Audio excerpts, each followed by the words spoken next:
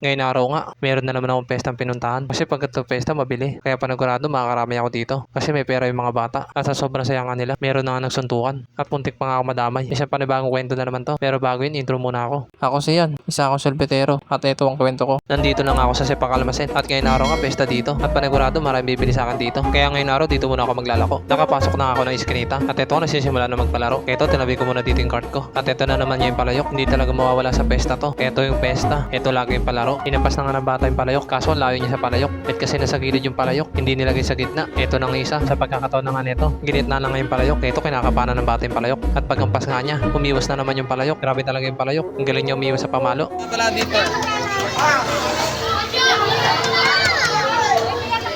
Ay, bibili pala.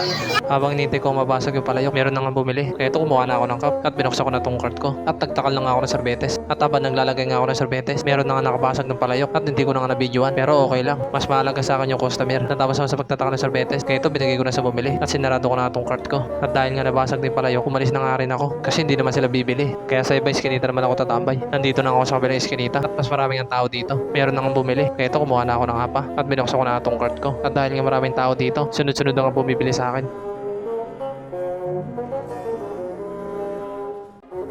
Sinarado ko na itong cart ko kasi wala na bumibili. At ito nga, saya nga nilang in pesta. Umalis na nga ako kasi wala na bumibili. Lilipat naman ako sa kabilang iskinita. Baka doon mas maraming bumili. Nakapasok na ako dito sa kabilang iskinita. At ito nga, sakto, meron nagpapalaro. Pagtapos sila, bumili sila sa akin. Kaya tinabi ko muna dito yung cart ko. At nanood muna nga ako ng palaro nila. Hindi ko nga alam kung anong palaro to. Kasi ngayon ko lang nakita to sa pesta. Kaya sa mga nakakaalam, i-comment yun na lang dyan sa baba kung anong klaseng palaro to. Natapos na nga. At meron na nga daw nanalo. At ito nga, meron na akong bumili. Kaya kumuha na ako ng apa. At binuksan ko na itong cart ko. At tinakalan ko na nga rin ng sorbetes. Laging umupunta sa lugar kung saan may pesta. Kasi may pera yung mga bata. Kaya panigurado mabili yun. Natapos ko na takalan ng sorbetes. Kaya ito binigay ko na sa bumili. Sinarado ko na itong cart ko. At yun nasara ko, umalis na nga rin ako. Doon nga ako banda sa gitna. Kasi nakita ko mas maraming tao doon. Kaya doon ako tatambay. Nandito na ako sa kabila. Kaya tinabi ko na yung cart ko. At ito todo pasikat sila. Kasi ngayon ako nag-vlog dito. Meron na akong bumili. Kaya kumuha na ako ng cup. Pinagtripan nila yung sisiw. Dahil nga pinagtripan nila yung pugo, pinagtripan ko rin sila. Kahit ganyan niya, may buhay yan. Kaya wag nyo na ulitin. Tapos na ako sa pagtatakal ng sorbetes. Kaya ito binigay ko na sa bumili. At sinarado ko na itong cart ko. At dahil nga first time ko dito, sinama ko na sila sa vlog ko. Dito,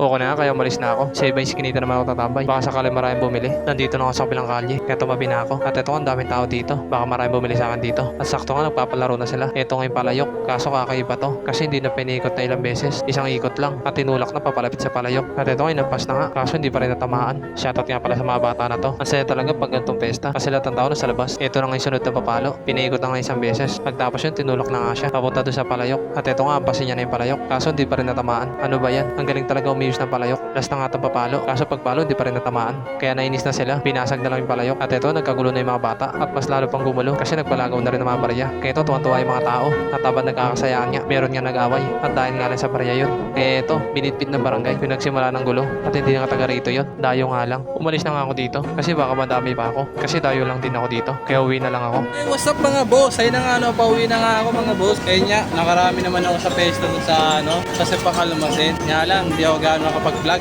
Kasi wala yung mga hinahanap kong mga palaro. Katulad na agawang buko, boxing. Meron doon suntukan. At ayun nga, happy pesta nga pala sa Sepak Almacen. At hanggang dito na nga lang mga boss. Salamat, peace.